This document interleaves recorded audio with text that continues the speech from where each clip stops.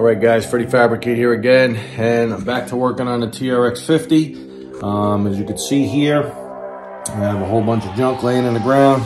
This is what's left of the 1-inch rubber coupling that I was using to connect the header pipe to the rear pipe and muffler. It was obnoxiously loud because it had a hole in it. I bought pretty much the best rubber I could buy. It has like this nylon in it. I think it's intended for Yamaha Banshee, but it just does not hold up for this bike.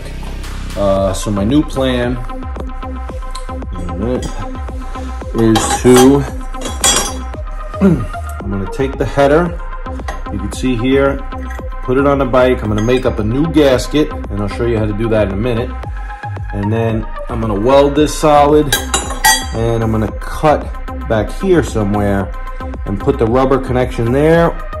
Either that or make up a flange and just bolt this solid with another gasket to the back of the muffler. But I haven't decided on that yet. But the main point of the video is I'm gonna be making a gasket out of this gasket material that I believe goes up to 600 degrees Fahrenheit. It was basically scrap I had laying around at work, and hopefully it'll be good for this application. But you will see.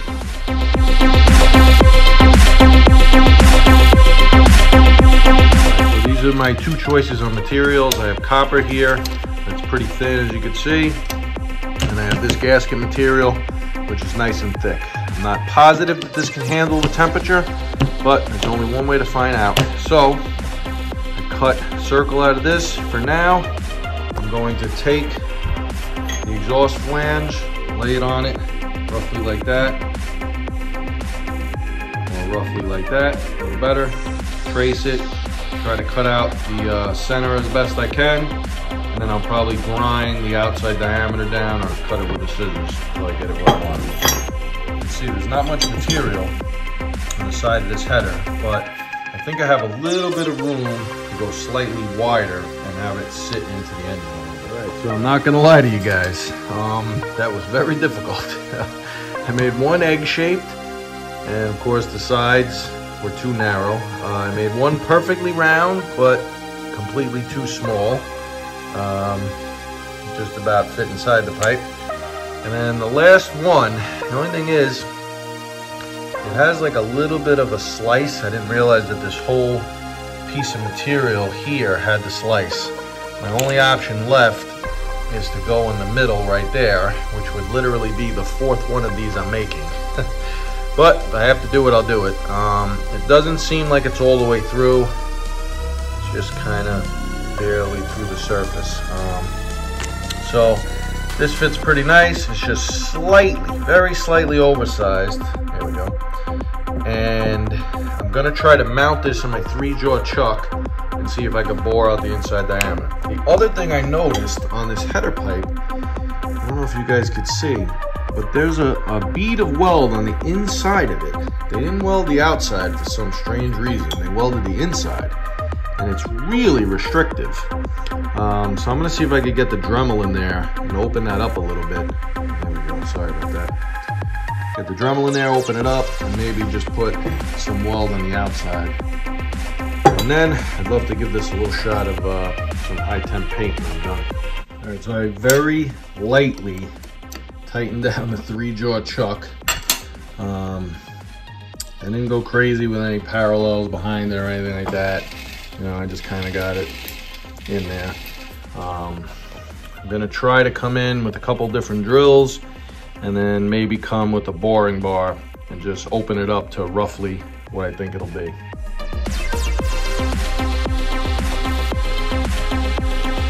All right, so I had the turret set up with just a center drill, a small drill over here, reamer, a little bit larger drill, a live center, and an end mill.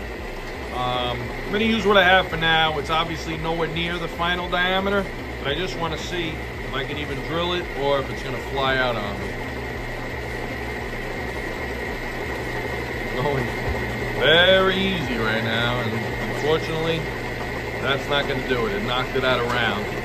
I'm gonna pull this out, straighten it up again, and then I'm gonna bring it in Either that or I might see if I can mount something behind it somehow.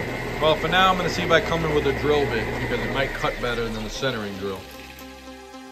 All right, so I kicked it up a notch. I went to the largest drill bit I have here, which is pretty close to the final inside diameter. And what I did, I found a fairly large aluminum bushing that I put behind it, and it's holding it pretty good right now. Definitely not the best setup I've ever used, but I'm going nice and easy. I'm gonna bring this in a little bit more, and I'm gonna see. The tip on this drill bit seems to be very shallow, so I might be able to cut all the way through and kind of just go into the aluminum a little bit, or I might just go easy and then flip the gasket around, set it up the same way, and cut the other side.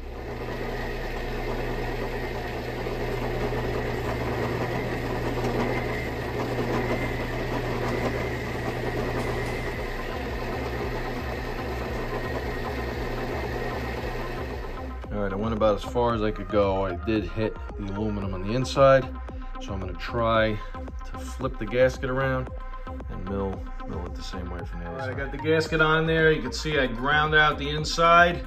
I didn't go completely to the side of the walls because I didn't feel like welding the outside, to be honest. I'm just trying to do a quick fix here. And the thing was running great the way it was, so just gonna put it back with the gasket and then measure it up where I have to make up, I might have to make up a small filler piece to go from here to there, and I'm gonna weld that solid. All right guys, so I absolutely cannot believe this. I was able to snake the exhaust out in one piece. I moved the kickstart lever down and I just kept twisting and turning to get this whole thing out. I literally could not be happier right now. I got it all welded back together. I'm gonna give it a quick wire brush and some high temp paint. I'm gonna go take lunch and then I'm gonna try to get it back in. This should be really comical. I came out something like that at the end, kickstart lever down, and then I just kept kind of twisting and playing with it. And that's about it. All right, wish me luck. All right, I am going to try my best to snake this entire exhaust back in the way I took it out. This will be a straight up miracle to get this on camera, but I'm going to give it one shot. The paint is still a little bit sticky, so I'm gonna put on some gloves here. I do have to say, in all my years of building bikes, I have never ever once made an exhaust that I was able to keep one piece and snake through the frame and somehow get it to bolt up to the head. But we'll see. Hopefully this will be the first. All right, so I'm gonna slide this forward like that. And then put that in through there. This is really hard to film here, guys.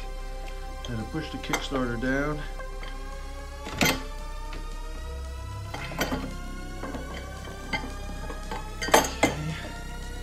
Come in like that. Keep spinning. Sorry for this horrible video. I should have set up a little tripod or something. But basically it just goes in like that. I'm gonna keep spinning it and playing with it, and we'll get it in eventually. I'm very excited to see how quiet this bike is now, and I'm really praying for the best. All right, that worked out great, guys. I have no more exhaust leak in the front. This is a solid connection now, and I could still fit my heat shield back in the original bolt holes, which is great. The sound went from 120 decibels to 109. If you watched the previous video of mine, I added a secondary muffler to my daughter's and I got it down about 15 decibels. I don't feel like the decibel meter on this iPhone is accurate because these bikes at idle are reading like 95 decibels, which to me seems insane. They're 50cc and 70cc bikes. But I'm able to at least use it to see how much of a reduction I could get. So I went from 120 to 109 now, which is great. And it sounds 1,000 times better. But I have this little weird doohickey that I ordered online. I was gonna put it in the back of my XR200, but that bike's apart right now. And I took it and I just held it over here like that. I put the decibel meter on the seat and I literally went from 109 to 102 with this little guy. And it also adds a spark arrestor, which this muffler doesn't have. That one now has a spark arrestor because the secondary exhaust has it. And this one will now, if I could somehow get this to mate up. The problem is the mesh on the inside is steel. A magnet sticks to it. The outside part is actually stainless, which is pretty cool. The only thing is that if this bike is out in the rust for too long, the inside is gonna rust up and clog probably. But I'm gonna see if I could cut these off. China stainless is usually crap, so I might be able to weld it with the regular MIG. I'm going to cut those off like I said, and I'm gonna see if I could fit it that way and just give it a couple tacks around. I'll clean some of the chrome off this, fake chrome. The magnet sticks to this, so I know we're good. And I'll see if I could give it a couple of good tacks for now.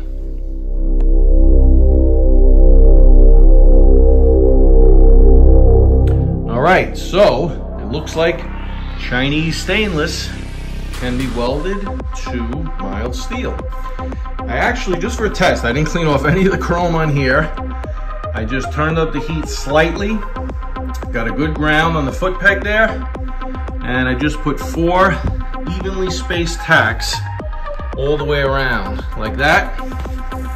And it looks like I don't see any crystallization really. Maybe a little bit, it's just slightly like a foggy color, but for the most part, this thing is out of the way of, out of harm's way, let's say. I think it looks really cool. I mean, maybe if he's pulling wheelies and he's hitting the skid plate, I might have to redesign the skid plate a little. But if we go to an ATV park, I got the spark arrestor now, and this now with this setup is coming in just around 100 decibels. So I'm really happy with that. All right, let me see if I can start it up and get a little rev for you guys.